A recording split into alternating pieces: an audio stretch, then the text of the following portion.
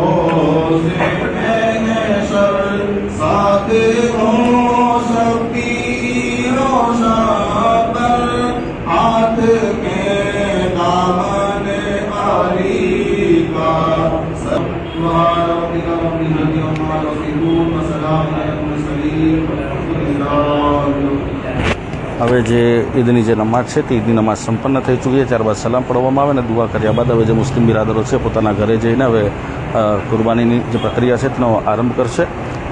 આ જે મસ્જિદ છે તે વડોદરા શહેરના તનલ્લા વિસ્તારમાં આવેલી મસ્જિદ છે અને જે બકરા ઈદ હોય કે પછી અન્ય કોઈ પણ મોટો તહેવાર હોય કે પછી કોઈ પવિત્ર મહિનો હોય તે દરમિયાન જેઓ દિવસની પ્રથમ નમાજ એટલે કે વહેલી સવારે ઉઠીને પઢવામાં આવતી ફજરની નમાજ જેઓ ન પડતા હોય તેઓ પણ વહેલી સવારે સૌપ્રથમ ફજરની નમાજ અદા કરવા મસ્જિદમાં જતા હોય છે અને ફજરની નમાજ પડ્યા બાદ ઈદ ઉલ અદહાના દિવસે વિશેષ ઈદની નમાજ જે છે તે મસ્જિદ કે ઈદગાહમાં ભક્તિભાવે પઢવામાં આવે છે, જ્યાં આ ઈદની જે નમાજ છે તે ઈદની નમાજ અદા કરીને મુસ્લિમ બિરાદરો હવે પોતાના ઘરે જશે અને જે કુરબાનીની જે પ્રક્રિયા છે તેનો પ્રારંભ કરશે અને એકબીજાને ઈદની જે મુબારકબાદ છે તે ઈદની મુબારકબાદી આપશે। કુરબાની એટલે કે બલિદાન, બકરી દરમિયાન બલિદાન આપી શકાય તેવા જાનવરોની કુરબાની આપવામાં આવે છે અને તેનું માંસ 3 ભાગમાં વેચવામાં આવે છે, પરિવાર માટે, સંબંધીઓ માટે અને ગરીબો માટે। તથા કુરબાની પછી ખાસ ભોજન પણ બનાવવામાં આવે છે અને મિત્રો સગાઓ સાથે જે વહેંચવામાં આવે છે। ત્યારે આજે વડોદરા શહેરના પીર મુહમ્મદ શહીદ મદીના મસ્જિદ તાનલ્લા ગામ વિસ્તારમાં આવેલી મસ્જિદ છે તે મસ્જિદ ખાતે એકબીજાને ઈદની મુબારકબાદ જે છે તે ઈદની મુબારકબાદ પાઠવવામાં આવી રહી છે અને ઈદ ઉલ અદહાનો તહેવાર આજે પવિત્ર હોય ત્યારે ઈદ ઉલ અદહાના તહેવાર નિમિત્તે ખાસ ઈદની નમાજ અદા કરીને ઈદના તહેવારની હવે ઈદનો તહેવાર જે છે તે ઈદનો તહેવાર એટલે કે કુરબાની આ ઈદ નિમિત્તે એટલે આને તીખી ઈદ તરીકે ઓળખાય અને જે રમઝાન ઈદ પછીની જે ઈદ હોય એને મીઠી ઈદ તરીકે ઓળખવામાં આવે છે। એટલે ખાસ જ્યારે 30 રોજા મુસ્લિમ બિરાદરો જ્યારે રાખતા હોય અને ત્યારબાદ તેઓને ઈદનો જે તહેવાર છે તે ઇનામ રૂપે આપવામાં આવે છે। આજે આપણે પીર મુહમ્મદ શહીદ મદીના મસ્જિદ જે તાનલ્લા ગામ વિસ્તારમાં આવેલી છે ત્યાંના અમે દ્રશ્યો બતાવી રહ્યા છે કે હવે ઈદ ઉલ અદહાની મુબારકબાદ જે છે તે તમામ લોકો દ્વારા એકબીજાને પાઠવવામાં આવી રહી છે। સમગ્ર દેશમાં, સમગ્ર ભારત દેશમાં આજે ઈદ ઉલ અદહાનો તહેવાર જે છે તે કુરબાની કરીને ખાસ નમાજ અદા કરીને અને આપણે જે પહેલાં જણાવ્યું એ અનુસાર જે કુરબાની જે જાનવરની જે કુરબાની કરવા લાયક જે જાનવર હોય તે જાનવરની કુરબાની કરીને 3 ભાગમાં તેનું જે માંસ હોય એ તેના 3 ભાગ કરવામાં આવે છે અને ત્યારબાદ જે મેં આપને પહેલાં જણાવ્યું એ અનુસાર 3 ભાગ જે છે તે 3 ભાગ કરવામાં આવે છે, 3 ભાગમાં વેચવામાં આવે છે અને પરિવાર માટે, એક સંબંધીઓ માટે અને ગરીબો માટે તથા કુરબાની પછી જે ખાસ ભોજન છે તેની પણ વ્યવસ્થા કરવામાં આવતી હોય છે. આપણે જે ઈદનું મહત્ત્વ છે, ઈદ ઉલ અદહા અને ઈદ ઉલ ફિત્રમાં શું ફરક છે, ઈદ ઉલ અદહા શા માટે મનાવવામાં આવે છે તે અંગે જે મૌલાના સાહેબ છે તેઓ સાથે આપણે વાત કરવાનો પ્રયત્ન કરીશું.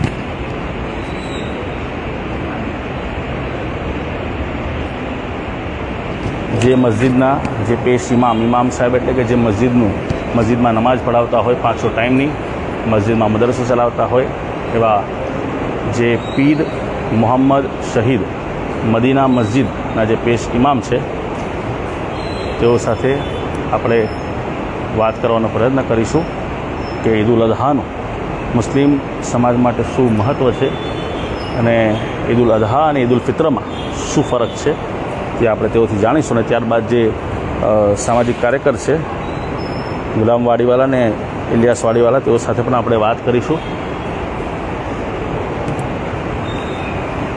હવે નમાઝ આ જે ઈદ હોય ત્યારે કુરબાની નમાઝની પછી આપવામાં આવતી હોય છે, એટલે કે આ ઈદ ઉલ અદહાની નમાઝ તમે અદા કરી દો ત્યારબાદ જે કુરબાની છે જે તે જાનવર હોય તે જાનવરની કુરબાની આપવામાં આવતી હોય છે. મેં આપને પહેલાં પણ જણાવ્યું કે ઈદ ઉલ અદહા કે જેને બકરી ઈદ તરીકે ઓળખવામાં આવે છે, તીખી ઈદ તરીકે ઓળખવામાં આવે છે, ઇસ્લામ ધર્મમાં એક મહત્ત્વપૂર્ણ આ તહેવાર છે અને આ તહેવાર હિજરી કેલેન્ડરના ઝુલહિજ્જા માસની 10, 11 અને 12મી તારીખ મગરિબ સુધી ઉજવાય છે. 12મી તારીખના રોજ ઈદ ઉલ ફિત્ર તથા ઈદ ઉલ અદહામાં તફાવત એટલો છે કે ઈદ ઉલ ફિત્ર એક દિવસ માટે ઉજવાય છે જે રમઝાનના પવિત્ર માસના ઉપવાસ પૂર્ણ થયા બાદ તુરંત ઉજવવામાં આવે છે, જેને લોકો મીઠી ઈદ તરીકે ઓળખે છે. અને ઈદ ઉલ અદહા કે ઇબ્રાહીમ અલૈહિસ્સલામ દ્વારા તેમના પુત્ર ઇસ્માઇલ અલૈહિસ્સલામની કુરબાની આપવા માટેની તૈયારીને યાદગાર બતાવે છે, જેમાં તેમણે અલ્લાહના હુકમને અનુસરીને પોતાનું બધું ત્યાગ કરવાનો સંકેત આપ્યો હતો.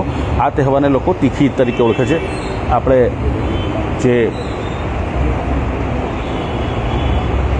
મસ્જિદના જે પેશ ઇમામ છે તેઓ સાથે આપણે વાત કરવાનો પ્રયત્ન કરીશું કે તેઓનું ઈદ ઉલ અદહાને લઈને શું કહેવું છે.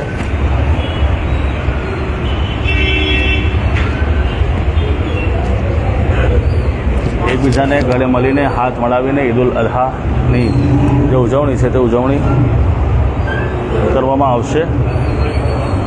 એટલે કે આ તહેવાર જે છે આ તહેવાર નિમિત્તે લોકો કુરબાની આપતા હોય છે.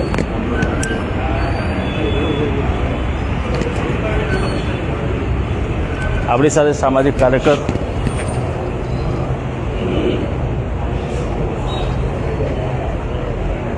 આપણે જે સામાજિક કાર્યકર અને મસ્જિદનું સંચાલન કરતા એવા ઇલિયાસ વાડીવાલા સાથે આપણે વાત કરવાનો પ્રયત્ન કરીશું. ઇલિયાસભાઈ, શું કહેશો? આજે ઈદ ઉલ અદહાનો તહેવાર છે અને ઈદ ઉલ અદહાના તહેવાર નિમિત્તે ખાસ નમાઝ અદા કર્યા બાદ કુરબાની જાનવરની આપવામાં આવતી હોય છે. આપ શું કહેશો ઈદ ઉલ અદહાને લઈને? હા, આજે ઈદ ઉલ અદહા બકરા ઈદ અનાજનો તહેવાર છે. એમાં જો મદીના મસ્જિદમાં અહીંયા મોટી સંખ્યામાં લોકોએ નમાઝ અદા કરી અને દેશ માટે દુઆ કરી કે દેશમાં સુકૂન અને એકતા બની રહે એવી આજના ઈદના દિવસે બધા માટે દુઆ કરી. અને આપ જોઈશું કે મોટી સંખ્યામાં મદીના મસ્જિદમાં લોકોએ નમાઝ અદા કરી છે. તો આજના ખુશીના મોકા પર હું દુઆ કરીશ કે હિન્દુસ્તાનમાં શાંતિ અને એકતા અને અમન બને રહે એવી મારી દુઆ છે. હિન્દુસ્તાનમાં એકતા, શાંતિ અને અમન બની રહે. હિન્દુસ્તાનમાં એકતા, શાંતિ અને અમન બની રહે તે માટેની જે દુઆઓ છે તે દુઆઓ પણ કરવામાં આવી છે. હવે અહીંયા પીર મોહમ્મદ શહીદ બાવા જે છે તેઓના અહીંયા મજાર છે તે મજાર શરીફ અને લોકો સલામ કરીને અને ત્યાં દુઆ કરવામાં આવશે. સમગ્ર દેશમાં શાંતિ અને અમન બન્યું રહે અને તમામે તમામ તહેવારો કોમી એકતાની સાથે એકલાસની સાથે થાય તે અંગેની દુઆ કરો.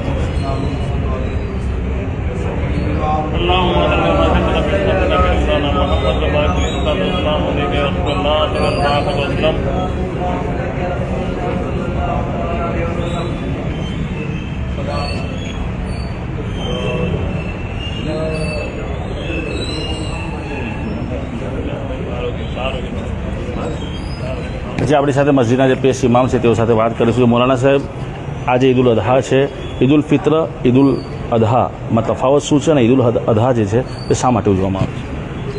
अस्सलाम वालेकुम रहमतुल्लाहि व बरकातुहू.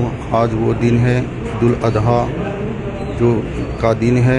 इब्राहीम खलीलुल्लाह अलैहिस्सलातु वस्सलाम, इस्माइल जबीहुल्लाह अलैहिस्सलातु वस्सलाम की हम याद मनाते हैं और ईद उल अदहा की नमाज हमने अदा की है बड़ी तादाद में और दुआ भी की है कि अल्लाह तबारक व तआला हिंदुस्तान में अमन और सुकून अता फ़रमाए, चैन और सुकून वाली ज़िंदगी अता फ़रमाए.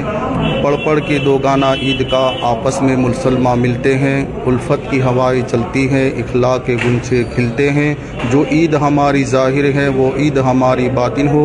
इस शान से या रब दिल भी मिले जिस शान से सीने मिलते हैं. आज ईद उल अदहा का दिन है. इस दिन में हमने नमाज ईद उल अदहा अदा की है. अल्लाह तबारक व तआला उसे कबूल व मकबूल फरमाए और हिंदुस्तान में अमन व सुकून वाली अल्लाह ज़िंदगी अता फरमाए. આ હતા જે મદીના મસ્જિદના પેશ ઇમામ, તેઓનું એવું જ કહેવું છે તમામે તમામ તહેવારો કોમી એકલાસની સાથે થાય. અને મેં આપને પહેલાં પણ જણાવ્યું કે ઈદ ઉલ અદહા શા માટે જે છે તે મનાવવામાં આવે છે. ઈદ ઉલ અદહા નિમિત્તે જે કુરબાની શા માટે આપવામાં આવે છે. હવે આપણે જે ઈદ ઉલ અદહા નિમિત્તે એકબીજાને હાથ મલાવી ગળે મળી ઈદના તહેવારની ઉજવણી કરવામાં આવે છે. એક મુસ્લિમ હોવાના નાતે આપ સર્વે વડોદરા શહેરના જે લોકો છે અને જેટલા પણ જે લોકો છે ત્યાં લાઈવ જોઈ રહ્યા છે તેઓને આગ્રહ કરીશ કે આપણે એવા પ્રકારના વિડીયો ઉતારવાની જરૂર નથી કે જેથી કોઈની કોમી એકતાને કંઈક ઠેસ પહોંચે અને કોઈની લાગણીને ઠેસ પહોંચે. અને જે પણ રો મટીરિયલ હોય, જે પણ તમારા દ્વારા કુરબાની આપવામાં આવી હોય, જે કોઈ પણ જાનવરની જે કોઈ પણ વસ્તુ હોય તે તમામે તમામ વસ્તુ એ પ્રકારનો એને એક ખાડો ખોદીને તેને દફનવિધિ કરવી જોઈએ અને એવા પ્રકારનું કૃત્ય ન કરવું જોઈએ જેથી કોમી એકતા ડહોળાય, કોમી એકતાને ઠેસ પહોંચે. કેમેરામેન અબરાર શેખ સાથે હું Adil Patel, spark today news, Vadodara.